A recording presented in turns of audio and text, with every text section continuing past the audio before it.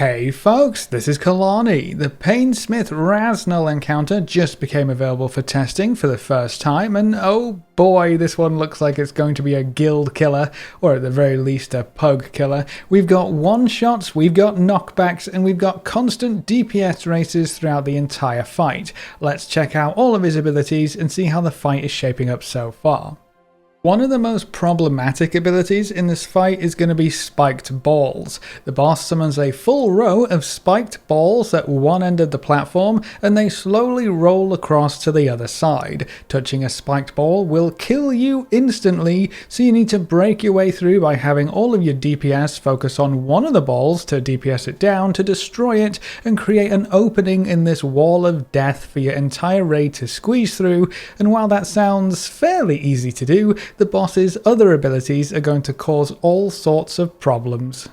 For example, the Shadow Steel Chains ability. This marks several random players, and after 6 seconds, chains will surround them, dealing constant damage over time for 20 seconds and causing them to knock back any other players who come too close. Getting knocked back by these chains also deals a large amount of damage, so chained players really have to get out of the group and avoid hitting anyone else. But that's going to be a bit hard when you all have to quickly squeeze through a small gap in the spiked balls. We tried having the chained players stay at the very back of the group and be the last players to get through the spiked balls, but it almost always ended up in several deaths. We also had a few times where chained players would run into the melee by accident, and because the melee were right up against the spiked balls trying to DPS them, they all died instantly. It was pretty hilarious, but obviously not particularly helpful.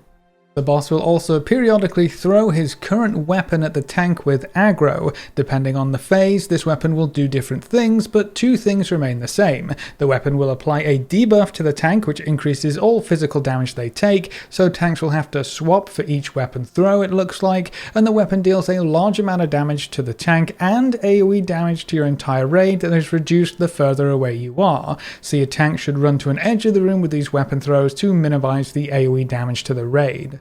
When the boss throws his rippling hammer, it causes spikes to erupt across the platform and they ripple outwards from the impact location. Thankfully, the spikes do move relatively slowly, so they are quite easy to dodge, but where your tank takes the hammer is going to be incredibly important because that will change the pattern of the spikes. The Cruciform Axe causes spikes to erupt in 4 different directions from the detonation point. We didn't get to see this, but I assume this causes spikes to appear in a diagonal fashion immediately, as opposed to waves of spikes from the impact location.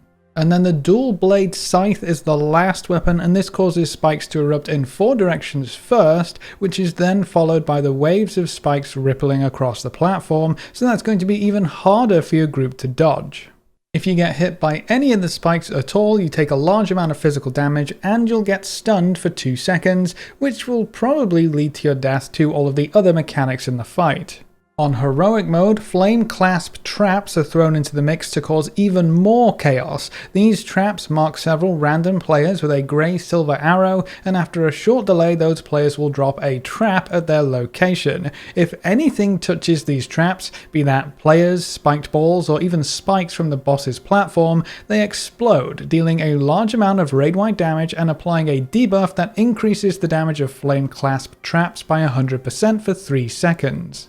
So to avoid these debuffs stacking and one-shotting your group, you need to stagger these traps across the platform so they don't explode altogether. You can either organize your group to drop them in an extended line that will passively explode as spikes pass across the platform, or perhaps the best way will be to gather all of these traps together, maybe in a far corner, and just assign one player to pop them every 3 seconds. We'll have to wait and see how viable each of those strategies are, but either way, dealing with these traps on top of everything else is going to be quite difficult for heroic mode. And then there's also an intermission phase to deal with. When the boss gets down to certain health percentages, he jumps away from the platform and the intermission will start. Thankfully, starting an intermission does despawn spike balls if they are present, so you don't have to worry about a bad overlap like that. During the intermission, the boss sends wave after wave of spikes across the platform with a small gap in the line. The gap changes constantly, so you have to keep moving the entire time to avoid getting spiked. The boss will also summon Shadow Steel Ember adds constantly.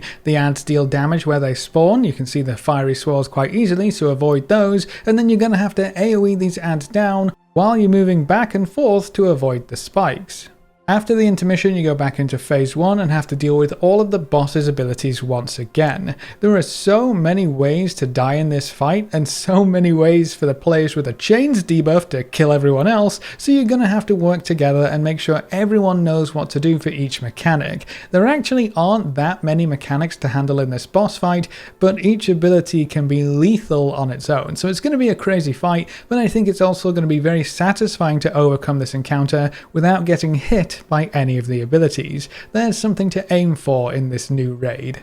But that's our first look at the Painsmith Raznal encounter in the 9.1 Sanctum of Domination raid. What do you think from what you've seen so far? Do you think this boss will be a tough one for your guild, or do you trust the chained players to not massacre everyone in sight? Leave all your thoughts in the comment section below. A big thank you to all of our supporters over on Patreon and to everyone who subscribed on Twitch. You can see their names floating by on screen. If you want to see more videos like this, make sure to subscribe and ring that notification bell so you never miss another video. Thanks for watching, folks. Good luck and have fun, and as always, I'll see you next time.